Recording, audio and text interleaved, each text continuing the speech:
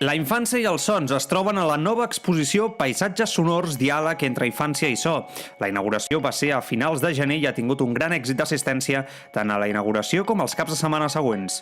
El projecte ha estat el resultat de la col·laboració entre la llar d'infants Pi de Soldat de Sant Pol de Mar i de l'escola infantil Haur Escola Pritziaren Arresi de Pamplona. La directora de la llar d'infants, Rocío Galindo, explica com va sorgir aquest projecte.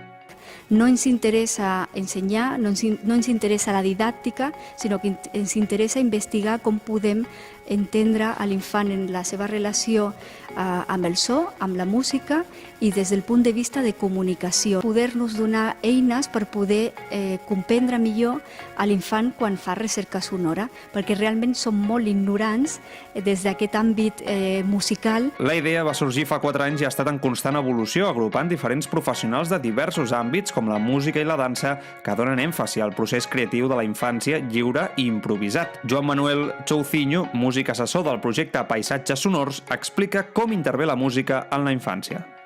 No anem a fer un projecte de música separat de la vida quotidiana de la llar, sinó que anem a fer un projecte de música integrat en la vida de la llar i ara que s'acaba l'exposició es pot assegurar que realment ha estat així, veure la música que hi ha en la quotidianitat de la llar d'infants. A partir de la meva experiència com a músic i com a musicòleg, escoltar la llar com una obra musical. Els éssers humans som vibració, emoció i espai, va destacar Choucinho.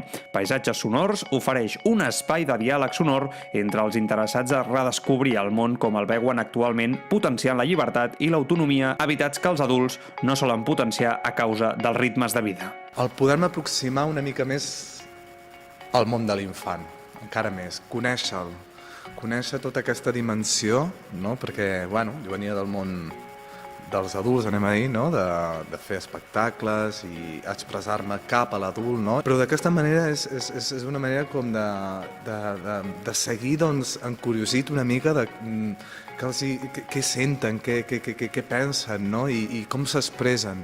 Des de la llar d'infants de la nostra vila es continuen potenciant aquestes habilitats en els més petits. No hi ha intenció d'abandonar el projecte i hi ha voluntat per seguir experimentant per trobar nous àmbits i maneres d'evolucionar amb el cos.